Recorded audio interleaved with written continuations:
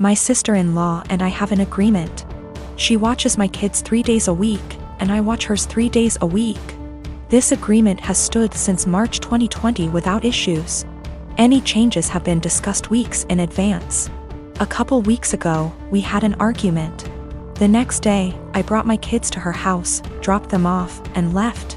I didn't speak to my sister-in-law, because when one of us is in a rush, like I was, it's standard for us to just let the kids out, stay in the car, and drive off when you see the door open. I drove to work, about 40 minutes away.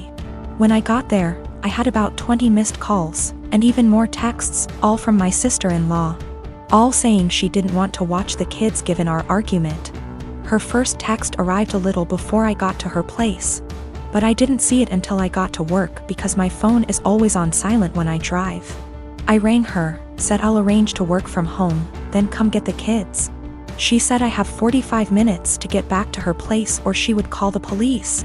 I told my supervisor the situation, and she said I could leave after I did a few things. This delayed me 20 minutes. When I got back to my sister-in-law's, just over an hour later, she said she'd already called the police when the 45 minutes ran out. I then had to stick around long enough to tell the officer that I didn't abandon my children, there was just a communication issue. Sister-in-law and I had another shouting match later over this. I arranged other childcare for my kids and I've been mostly ignoring her since.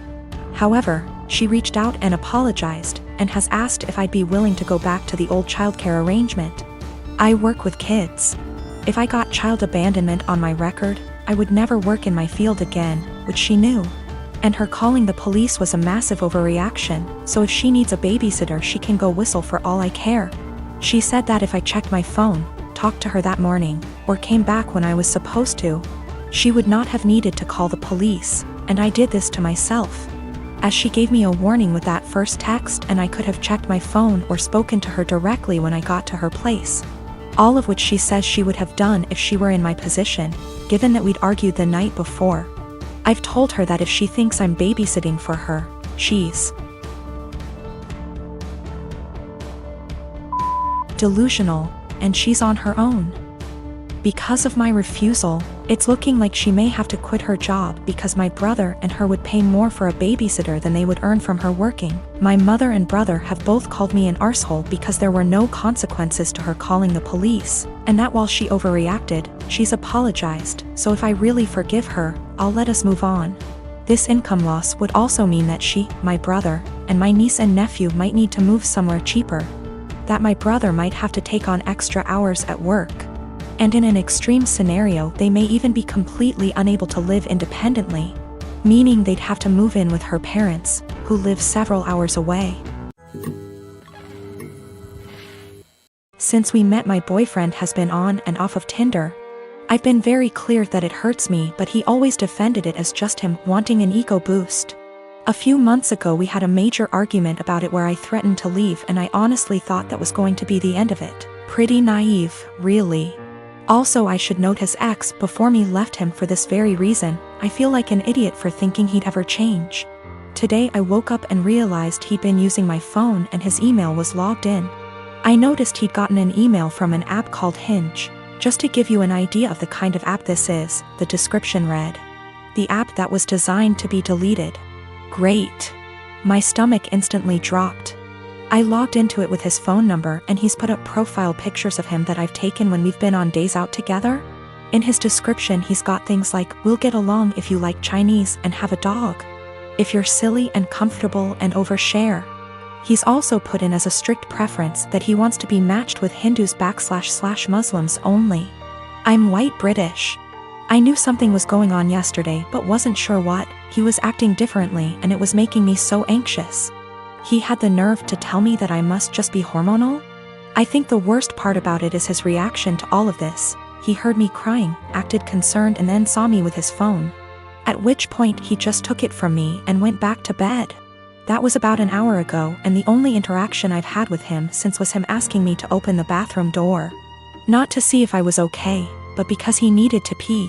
I'm obviously hurt by the fact that he's on this thing, but I think I'm more shocked by his total lack of guilt or response to me being upset. I'm so angry and there's nothing I can do with it. I'm so embarrassed about the situation. I don't want to tell my family / friends how he's treated me. And I can't even talk to him about it because he's refusing to address anything's wrong. He's still in bed. I don't know what to do. He's brought my self-esteem down so much that I feel like I can't be without him, but I know I can't stay in this situation. Should I even bother trying to talk to him, or should I just leave? I've taken screenshots of everything, and initially I was going to send them to his family but thought against it. The thing is, if I just leave, there's literally zero consequences for him. He gets what he wants. He gets the freedom to go on random dates with no guilt. It just seems so unfair that I'm the one left heartbroken and he gets to party up. I got myself and my stuff together, packed it in my car and left. It felt impossible. There was a lot of stuff and I was a wreck, but I managed it in the end. Throughout the whole time, he was just in bed pretending to sleep, which made me angry more than anything. I felt like he couldn't care less. We'd been living together for 2 years, but fortunately, in September I decided to get my own student apartment. Obviously, I knew then that things weren't going well, and thank God I made that decision because now I have a place to stay. Whilst I was sat on the driveway in my car ready to leave, I got a text from him saying, "I'm not going to insult you by asking you to stay or to come back, but could you please leave the keys to the house?" I had already left them, but that last dig at me made me so mad and hurt. No apology, no goodbye. Just leave the keys. I guess that's my closure.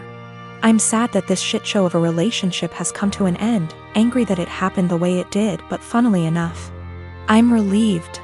I can do what I want now and get on top of my self-esteem issues. I'm driving down to see my mom and the rest of the family tomorrow. I haven't seen them since Christmas and I absolutely cannot wait. The anger's still there, but I'm just going to get on with things. I absolutely cannot waste any more energy on that guy. I am a 35 years old female, been with my fiancé for 3 years. We both work and we both share rent and other expenses. But my fiancé is currently looking for a new job. He lost his old job 3 months ago. My family lives 30 minutes away, and although it's been difficult this year, I decided to get my brother, who has a chronic condition and struggled a lot lately and was in the hospital for a few days for anemia. The one thing he's been wanting for some time. I got him an Xbox that cost me $300. He was so happy and I'm glad I was able to cheer him up during those times. My fiancé received a few gifts from his family, but he wasn't happy with any of them. I got him a perfume and he liked it. We were visiting my family and we had dinner with them. My fiancé looked at the Xbox I got for my brother and didn't stop talking about it. My parents noticed. I told him to stop complaining about what he got / didn't get this year. That made them uncomfortable, especially since they've been dealing with my brother's health issues and needed to relax. We got home and my fiancé took something from the closet and left for about an hour. I was asleep when he came back. In the morning I was surprised to find my brother's Xbox in the closet. I woke him and asked him about it. Turned out he dropped me off, drove back to my family's house and exchanged the gift his aunt gave him, a $14 fancy pen, with my brother's Xbox.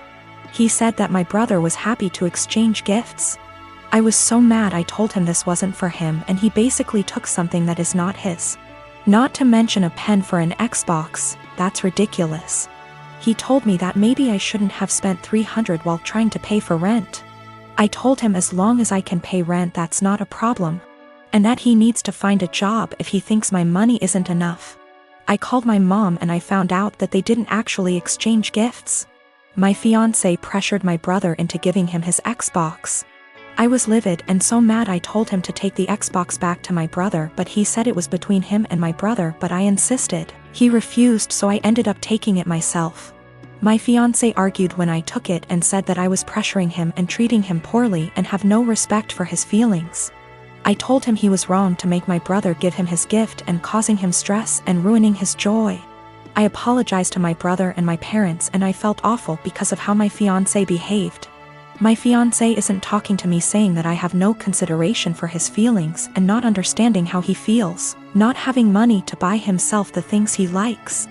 I'm surprised because he has never done anything like this before. I get that he's struggling with finding a job, but this is not an excuse. I am one of 4 kids. My older brother P, who I no longer have any contact with, my younger brother J, who is no longer with us, and my youngest sister K. Recently P's children, 2 girls and 1 boy, all in their late teens and early 20s, reached out to me and expressed a desire to have a relationship. I have 0 contact with their father and swore that I would beat him black and blue if I ever saw him again. My oldest brother P was always the golden child. No matter what he did, my parents always had an excuse for why it was not his fault. Bad grade? Teacher had it out for him. Cheating on every single one of his relationships? Good thing you did it to her before she did it to you. That one was my personal favorite. He also used to torment Jay and I constantly when we were smaller than him, until in high school, when I hit a growth spurt and sprung up to about 6 feet 4 inches and 230 pounds worth of muscle. After that I became the typical jock type. Played football, partied, bunch of friends, etc.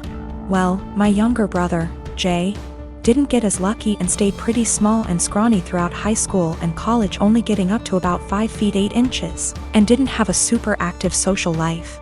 Despite the difference in our schooling experience, I was always very protective of Jay, especially since we were always having to put up with P's bullshit, which stopped once he realized I could pound him into the ground and not break a sweat, as he was also a lot smaller than me at only 5 feet 10 inches. Not much to say about Kay. She was a great younger sister and P didn't dare mess with her or he would incur the wrath of our mother. So, in the late 90s, Jay met his first real girlfriend, A, and was over the moon about her. He spent every spare moment with her, and when he wasn't with her, he would do nothing but gush about her.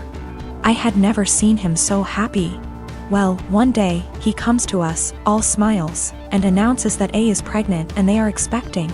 The mood quickly turned, however, when a week later it came out that A had been cheating on Jay for the duration of their relationship with our older brother P. This broke my brother, and of course P, being the golden shit that he is, didn't even get a disappointed glance from our parents. To this day, I have never seen someone look so broken as Jay had looked the last time I saw him. I believe his heartache was only compounded by the fact that my parents basically told him to get over it and be happy for our brother. Well, about a week after this revelation came to light, Jay took his own life. I had never been so sad and angry at the same time in my entire life. Sad that I would never see my brother again, and the pure rage of knowing that this was my brother and parents' fault. During the funeral, P walked in with A and I saw red.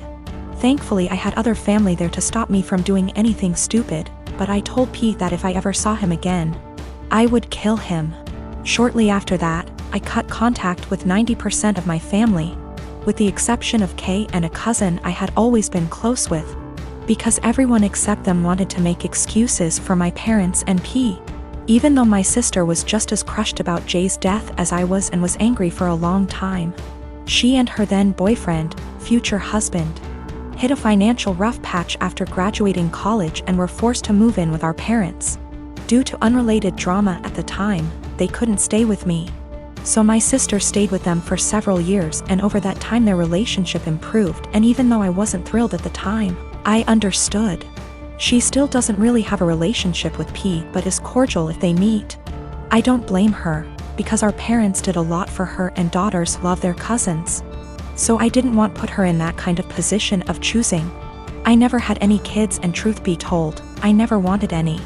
I much prefer the role of the fun uncle.